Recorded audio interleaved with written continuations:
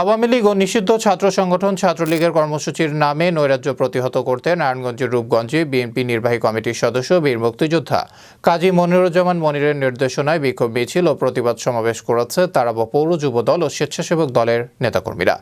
রবিবার দুপুরে তারাব পৌরসভার রূপসী স্ট্যান্ড এলাকা থেকে তারাব পৌর যুবদলের সদস্য সচিব কাজী আহাদের নেতৃত্বে বিক্ষোভ মিছিল শুরু হয়ে তারাব বিশ্ব রোড এলাকায় গিয়ে প্রতিবাদ সমাবেশের মাধ্যমে কর্মসূচির সমাপ্তি হয়।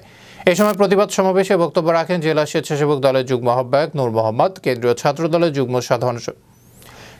ছাত্রদলের যুগ্ম সম্পাদক বাইজিদ প্রধান, রূপগঞ্জ উপজেলা স্বেচ্ছাসেবক দলের সদস্য সচিব আলী আহমেদ, তারাব পৌর যুবদলের যুগ্ম আহ্বায়ক রাজীব আহমেদ, তারাব পৌর যুবদল নেতা মোখলেস ভূঁইয়া সহ আরও অনেকে।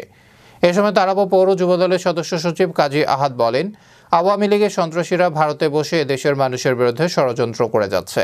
তারা বিদেশে পালিয়ে থেকে কর্মসূচির ঘোষণা দিয়ে দেশের নৈরাজ্য সৃষ্টি করতে যাচ্ছে।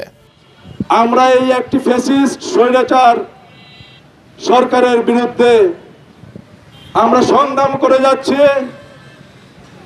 আমি তাদের সরকার বলবো না, আমি তাদেরকে বলবো ভারতের পাঁচটা দালাল, ভারতের চাকর।